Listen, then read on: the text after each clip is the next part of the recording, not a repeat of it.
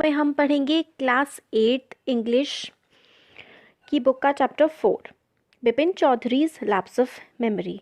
तो इस चैप्टर में इसमें स्टार्टिंग में देखते हैं क्या है पहले कि इसमें पूछा गया है कि आपकी मेमोरी काफ़ी अच्छी है क्या, आप कभी कुछ चीज़ें भूल जाते हैं, या अगर भूलने की वजह से क्या आपके साथ ऐसा हुआ है कि आप कभी टाइट स्पॉट मतलब किसी प्रॉब्लम में फंस गए हों, और या फिर अगर आप अपनी लाइफ का कोई एक पार्ट ही भूल गए हों तो आप उस बात से क्या परेशान हो जाएंगे। इसी तरीके की जो स्टोरी है ये है बिपिन बाबू की। बिपिन चौधरी जो हैं इनकी, ये अपनी लाइफ का क्या एक पार्ट भूल गए थे कि ये रांची कभी गए हैं। उन्हें ऐसा लग रहा था ये कभी नहीं गए हैं, मगर प्रूफ्स ऐसे हो रहे थे कि वो गए हैं। तो क्या है, सस्पेंस टाइप की स्टोरी है थोड़ी सी, तो स्टार्ट करते हैं। Every Monday on his way back from work, Bipin Chaudhary would drop in at Kali Charan's in New Market to buy books. Her Monday जो हैं जब वो अपने काम से वापस जा रहे होते थे तो जो बिपिन चौधरी थे वो कालीचरण की किताब की दुकान थी न्यू मार्केट में, वहाँ पर रुकते थे और किताब वहाँ से ख़रीदते थे।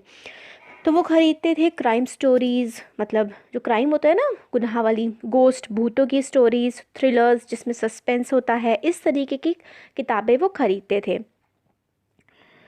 तो वो एक टाइम में कम से कम 5 किताबें ख़रीदते थे ताकि एक हफ़्ते तक जो है वो किताबें चल जाएं। वो अकेले रहते थे और वो अच्छे मिक्सर नहीं थे, ज़्यादा लोगों से फ्रेंडशिप नहीं थी उनकी, और बहुत ही कम उनके दोस्त थे, और उनको पसंद नहीं था कि फालतू की बातें करने में अपना टाइम स्पेंड करना।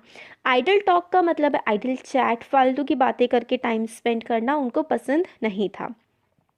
आज जब वो कालीचरण की दुकान पर थे तो बिपिन बाबू को ऐसा लगा कि कोई उनको बहुत ही ज़्यादा ध्यान से, मतलब पास में ही है और उनको ऑब्ज़र्व कर रहा है। फिर वो मुड़े तब उन्होंने देखा कि कोई मतलब उनकी तरफ देख रहा है, और वो इंसान जो है जो उनकी तरफ देख रहा था अब देख करके स्माइल करने लगा। फिर वो आदमी जो है वो आता है उनके पास कि और बोलता है कि मुझे ऐसा लग रहा है कि आपने मुझे पहचाना नहीं। तो बिपिन बाबू बोलते हैं कि क्या हम दोनों पहले मिल चुके हैं।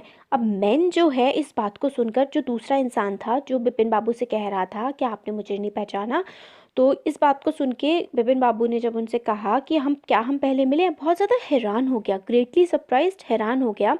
तो वो इंसान बोलता है कि हाँ, हम पहले मिले थे, पूरा एक हफ्ते तक लगभग रोज़ हम मिले थे, और मैंने जो है आपकी कार की जो ड्राइव है वो फिक्स करी थी हुंड्रू फॉल्स के लिए। आप हुंड्रू फॉल्स गए थे, हुंड्रू फॉल्स हैं रांची में, तब मैंने जो आपका कार का अरेंजमेंट किया था वहाँ पूरा जाने के लिए। और फिर बताता है कब, वो कहता है 1958 में रांची में। फिर वो बोलता है कि मेरा नाम परिमल घोष है। बिपिन बाबू काफ़ी ज़्यादा हैरान हो जाते हैं, वो कहते हैं कि आप किसी और से मुझे मिस्टेक कर रहे हैं, मैं तो कभी रांची गया ही नहीं हूँ। मैंने कई बार रांची जाने का सोचा है मगर मैं वहाँ जा नहीं पाया। फिर जो दूसरा वाला इंसान है वो स्माइल करता है, वो कहता है कि क्या आप मुझे जानते हैं, और मतलब अजीब सा बहुत ज़्यादा रिएक्ट करता है, अपनी आईब्रोज उठाता है, उनको बहुत अजीब लगता है।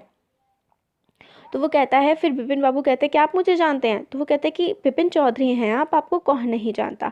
बिपिन बाबू बुक शेल्फ्स की तरफ अपनी मुड़ जाते हैं, बुक्स को देखने लगते हैं।